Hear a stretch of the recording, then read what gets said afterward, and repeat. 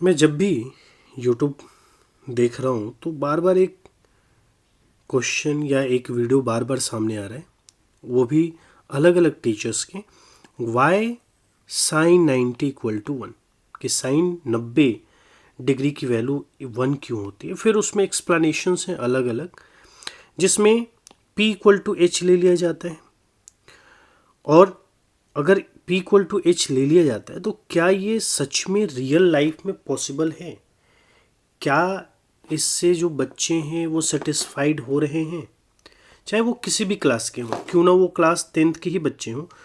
अगर आप एक क्लास 10th को पढ़ाने वाले टीचर हैं, मैं भी हूँ, मैं भी पढ़ाता हूँ, तो क्या ये कह देना कि p इक्वल टू एच अगर ले लिया जाए तो वो 90 डिग्री होता है और ये रीज़न है इसका 90 होने का। चलो ज़रा इसको समझते हैं। अब ज़रा देखो, यहाँ पे मैंने ऑलरेडी एक राइट एंगल ट्रायंगल बना रखा है, ठीक है। एक यहाँ पर भी बना रखे हैं समझने के लिए। अब राइट एंगल ट्रायंगल में क्या है कि ये जो होता है ये 90 डिग्री का होता है, ठीक है ना, ये 90 है। तो 90 है, यहाँ से तुम्हें साइन 90 की वैल्यू निकालनी है। देखो, साइन 90 की वैल्यू हमें निकालनी है, जो कि हमें पता है बुक में कितना दिया होता है, 1 दिया होता है। अब बच्चे पूछते हैं कि लेकिन ऐसा क्यों है ना, आप इसको एक्सप्लेन करो। तो हम क्या कहते हैं, हम कहते हैं कि मान लो कि ये जो वैल्यू है ना, यहाँ पे मैं इस वाले पे दिखाता हूँ। ये जैसे मान लो a है मेरा, ये b है और ये c है। तो ये जो पॉइंट है मेरा c पॉइंट है। अगर मैं क्या करूँ, इस वाले लाइन को यहाँ से उठाऊँ और इसको उठा करके मैं थोड़ा और पास लेकर के आऊँ, है ना। कहने का मतलब है कि मान लो कि ये जो लाइन था a से c, अब मैंने क्या कर दिया, इसको थोड़ा मैं ऐसे लेकर के आ गया, है ना। चलो ठीक है। तो यहाँ जब मैं लेकर के आऊँगा तो सीधी सी बात है कि जो एंगल है यानी जो थीटा है ये थीटा बढ़ता जाएगा। पहले ये थीटा कम था, एंगल कम था, अब एंगल बढ़ गया। फिर मैं क्या करूँगा कि ये जो लाइन है, ये जो साइड है, इसको और पास लेकर के आऊँगा। तो मान लो कि और पास लेकर के आते हैं इसको, है ना, इसको और चलो पास लेकर के आगे, इसको और पास लेकर के आते हैं, ये आ गया, ठीक है ना। अब क्या करेंगे, अब और पास लेकर के आएंगे। तो बेसिकली होता क्या है कि जब हम बार बार इसको पास लेकर के आ रहे हैं, मान लो कि एक समय पर मैं ये जो मेरी लाइन है, इस लाइन को मैंने क्या किया, यहाँ से उठाया और इसको मैं लेकर के आ गया यहाँ पर। अब यहाँ पर आ गया और यही बताया भी जाता है कि पहले क्या था, ये लाइन यहाँ थी, फिर आप यहाँ लेकर के आए, फिर ऐसे लेकर के आए और फिर आप ऐसे लेकर के आते जा रहे हो। और यहाँ जब लेकर के आ जाओगे इस कंडीशन में एंगल यानी थीटा कितना हो जाएगा, तो थीटा जो हो जाएगा वो हो जाएगा 90 डिग्री, है ना। अब 90 डिग्री हो गया तो एक चीज़ ध्यान दो यहाँ पे कि ये जो लाइन थी, है ना, ये जो लाइन थी पहले यहाँ थी, है ना, ये ग्रीन वाली लाइन लेता हूँ मैं, चलो कोई बात नहीं। ये जो लाइन थी वो यहाँ थी, तो यहाँ थी, तो ये क्या था, यहाँ पे ये एच था, ठीक है ना। और एच था, ये क्या था, यहाँ पर पी था, जो ऑलरेडी देखो मैंने साइड में यहाँ पे दिखा रखा है, ये पी है, एच है और ये बी है। अब यहाँ पर जब मैं इस साइड को उठा करके यहाँ लेकर के आ रहा हूँ तो ये क्या हो गया, पी जो एच था वो पी हो गया, है ना। एच अब क्या हो गया, तो एच इक्वल टू पी हो गया, है ना। एच जो है वो चेंज होकर के किस में आ गया, पी आ गया।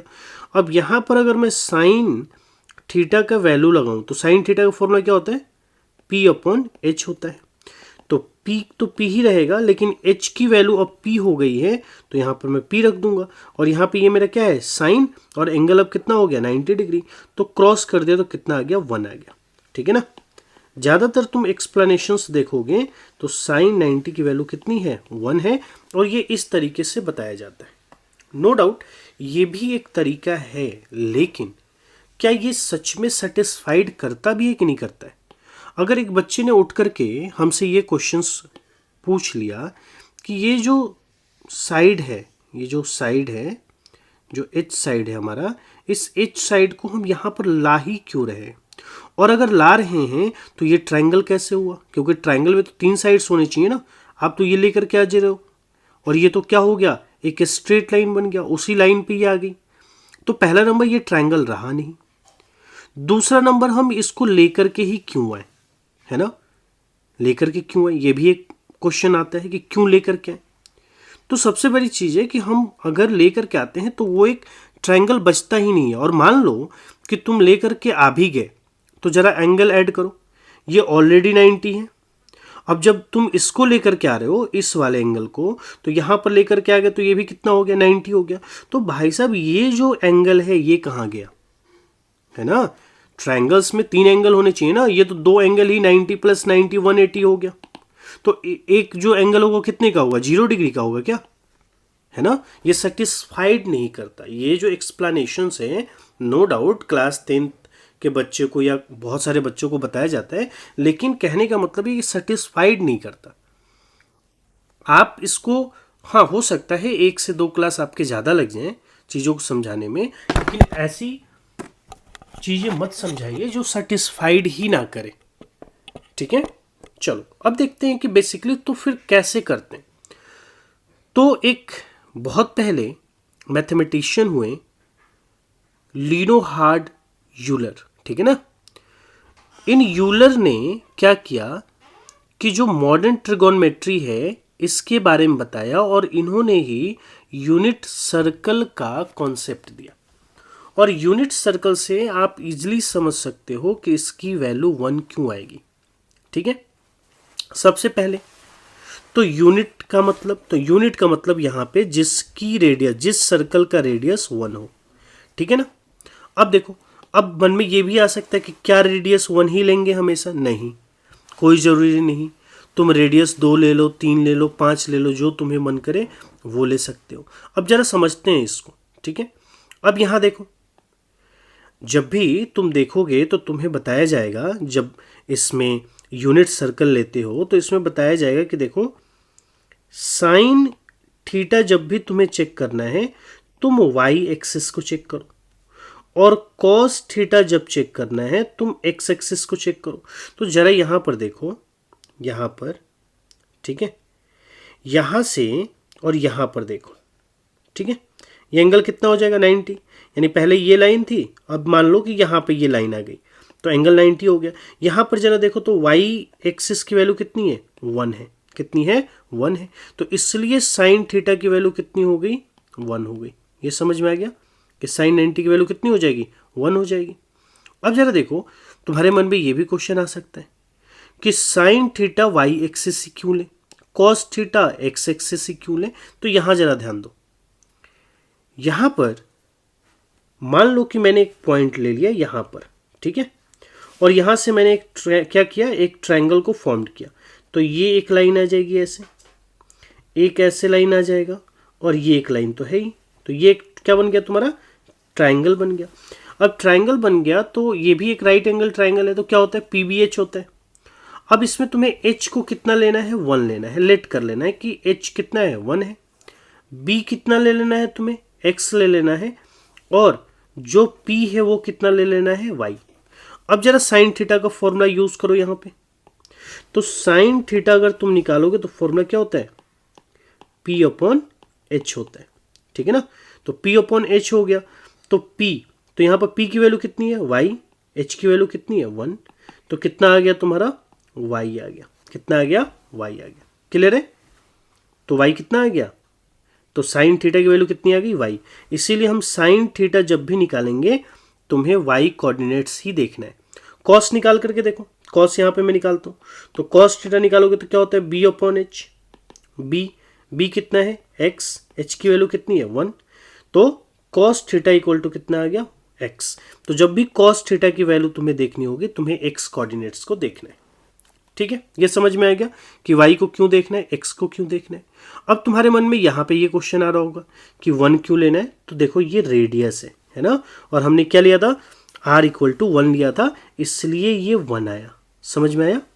तुम यहाँ पे 2 3 ले लो, अगर मान लो कि तुमने 3 ले लिया, है ना, यहाँ पे 1 की जगह पे कितना ले लिया, 3 ले लिया मान लो, तो 3 ले लोगे तो क्या होगा, तो 3 ले लोगे तो जब रेडियस निकालोगे तो यहाँ देखो, जब y निकालोगे तो y/1 आ रहा है ना, यहाँ पे y/1 आ रहा है तो y/1 ना आकर के कितना आ जाएगा, y/3 आ जाएगा। यहाँ पर भी कितना आ जाएगा, तो x/3 आ जाएगा। तो कैलकुलेशंस तुम्हारा बढ़ जाएगा, मतलब कैलकुलेशंस थोड़ा सा कॉम्प्लिकेटेड हो जाएगा, इजी नहीं रहेगा। इसलिए हम क्या करते हैं, यूनिट सर्कल ही लेते हैं जिसमें r की वैल्यू कितनी लेनी हो, 1 लेनी हो, ताकि तुम्हें ज़्यादा कैलकुलेशंस ना करना पड़े। ठीक है, तो मैंने तुम्हें इसमें क्या क्या तुम्हें बता दिया कि r=1 ही क्यों लेते हैं, समझ में आ गया, ताकि डिवीजन सिंप्लीफाई हो सके, कैलकुलेशन सिंप्लीफाई हो सके। फिर मैंने तुम्हें ये बता दिया कि साइन थीटा y कोऑर्डिनेट से क्यों लेते हैं और कॉस थीटा x कोऑर्डिनेट से क्यों लेते हैं। ठीक है, अब चलो, अब यहाँ पर 1 कैसे आएगा, तो जरा यहाँ पर ध्यान दो, ये वाली लाइन, यहाँ पर अगर सेंटर पॉइंट है तो यहाँ पे x और y कोऑर्डिनेट्स क्या होगा, 0 0 होगा। अब यहाँ से तुमने 1 यूनिट ले रखा है तो ये तो 1 होगा ना, ये क्या होगा 1। तो ये कौन सा है, एक्स एक्सिस है, तो एक्स एक्सिस में 1 हो गया, लेकिन वाई में कितना हो जाएगा, 0 हो जाएगा। अब यहाँ तुम देखोगे अगर इस पॉइंट पर, तो ये लाइन यहाँ आ गई, तो ये अब कितना है, 1 है। और यहाँ पर जो एक्स एक्सिस होगा वो कितना होगा, 0, तो 0 कॉमा कितना हो जाएगा, 1 हो जाएगा। इसीलिए यहाँ पर वाई एक्सिस बराबर 1 है और साइन 90 की वैल्यू कितनी हो जाती है, 1 हो जाती है। साइन 90 की वैल्यू कितनी हो जाएगी, 1 हो जाएगी।